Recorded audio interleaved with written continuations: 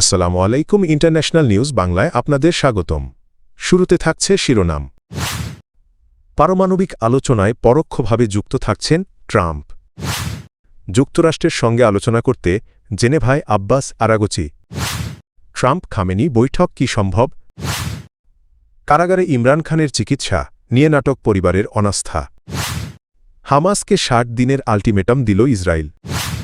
মার্কিন president Donald Trump বলেছেন, জেনেভায় শুরু হতে যাওয়া ইরান যুক্তরাষ্ট্র পারমাণবিক আলোচনায় তিনি পরোক্ষভাবে যুক্ত থাকবেন। তিনি জানান এই আলোচনায় বসতে তেহরান আগ্রহ প্রকাশ করেছে। এয়ারফোর্স ওয়ানে সাংবাদিকদের সঙ্গে কথা বলার সময় ট্রাম্প বলেন, আলোচনা অত্যন্ত গুরুত্বপূর্ণ। তিনি ইরানকে আরও বাস্তবসম্মত অবস্থান নেওয়ার আহ্বান জানিয়ে সতর্ক করেন যে চুক্তি না হলে এর পরিণতি তারা চাইবে না। একই সঙ্গে তিনি স্মরণ করিয়ে দেন ২০২৫ সালের জুনে ইরানের পারমাণবিক স্থাপনায় যুক্তরাষ্ট্রের হামলার পর তেহরান কঠোর অবস্থানের প্রভাব বুঝতে পেরেছে। যুক্তরাষ্ট্রের সামরিক চাপ ও হুমকির প্রেক্ষাপটে সুইজারল্যান্ডে এই দ্বিতীয় দফা আলোচনা অনুষ্ঠিত হচ্ছে। দীর্ঘদিন ধরে ইরানের পারমাণবিক কর্মসূচি এবং সরকারবিরোধী বিক্ষোভ দমন ইস্যুতে ওয়াশিংটন ও তেহরানের মধ্যে উত্তেজনা চলছে। এদিকে ইরানের পররাষ্ট্রমন্ত্রী আব্বাস আরাঘচি বলেছেন, পারমাণবিক ইস্যুতে যুক্তরাষ্ট্রের অবস্থান এখন কিছুটা বাস্তবসম্মত হয়েছে। তবে তিনি স্পষ্ট করেন, যুক্তরাষ্ট্রের হুমকির কাছে ইরান কখনোই নতি স্বীকার করবে না। আরাঘচি জানান, ওমানের মধ্যস্থতায় অনুষ্ঠিত আলোচনায় ইরানের পারমাণবিক কর্মসূচি এবং যুক্তরাষ্ট্রের আরোপ করা অর্থনৈতিক নিষেধাজ্ঞা প্রত্যাহারের বিষয়টি আলোচনার কেন্দ্রে থাকবে। যুক্তরাষ্ট্রের সঙ্গে পারমাণবিক বিষয়ে দ্বিতীয় ধাপের উচ্চ পর্যায়ের আলোচনায় অংশ নিতে ইরানের পররাষ্ট্রমন্ত্রী আব্বাস আরাগচি সুইজারল্যান্ডের জেনেভায় পৌঁছেছেন, খবর দিয়েছে টিআরটি ওয়ার্ল্ড। এই আলোচনা তেহরান ও ওয়াশিংটনের মধ্যে চলমান উত্তেজনা কমানো এবং সম্ভাব্য সামরিক সংঘাত এড়ানোর প্রচেষ্টার অংশ। ইরানের সর্বোচ্চ নেতা আয়াতুল্লাহ আলী খামেনি আগেই সতর্ক করে বলেছেন, সংঘাত শুরু হলে তা পুরো অঞ্চলে যুদ্ধ ছড়িয়ে দিতে পারে। জেনেভায় পৌঁছে এক্সে দেওয়া বার্তায় আরাগচি বলেন, ন্যায্য ও ভারসাম্যপূর্ণ একটি চুক্তিতে পৌঁছাতে বাস্তবসম্মত প্রস্তাব নিয়েই তিনি আলোচনায় বসছেন। চলতি মাসের শুরু থেকে ইরান ও যুক্তরাষ্ট্রের মধ্যে ধারাবাহিক আলোচনা চলছে। কূটনৈতিক তৎপরতার পাশাপাশি যুক্তরাষ্ট্র মধ্যপ্রাচ্যে সামরিক উপস্থিতি বাড়িয়েছে। এরই মধ্যে একটি বিমানবাহী রণতরী মোতায়েনের পর দ্বিতীয় আরেকটি রণতরী পাঠানোর খবর পাওয়া গেছে। জেনেভা সফরের অংশ হিসেবে আরাগচি আন্তর্জাতিক পরমাণু শক্তি সংস্থার প্রধান রাফায়েল গ্রোসিয়ের সঙ্গে বৈঠক করেছেন। তিনি জানান, পারমাণবিক বিশেষজ্ঞদের মধ্যে বিস্তারিত কারিগরি আলোচনা হওয়ার আশা রয়েছে। যুক্তরাষ্ট্রের প্রেসিডেন্ট ডোনাল্ড ট্রাম্প ইরানের সর্বোচ্চ ধর্মীয় নেতা আয়াতুল্লাহ আলী খামেনির সঙ্গে সরাসরি বৈঠকে বসতে আগ্রহী। মার্কিন পররাষ্ট্রমন্ত্রী মার্কো রুবিও এ তথ্য জানিয়েছেন।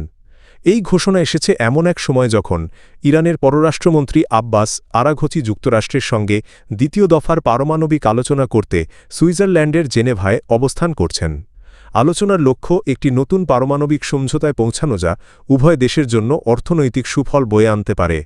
সম্ভাব্য চুক্তিতে জ্বালানি খনি এবং বেসামরিক বিমান চলাচল খাতে সহযোগিতার বিষয়ও রয়েছে। আন্তর্জাতিক গণমাধ্যমগুলোর মতে ওয়াশিংটন একদিকে ইরানের ওপর চাপ বজায় রাখছে, অন্যদিকে কূটনৈতিক পথও খোলা রাখছে।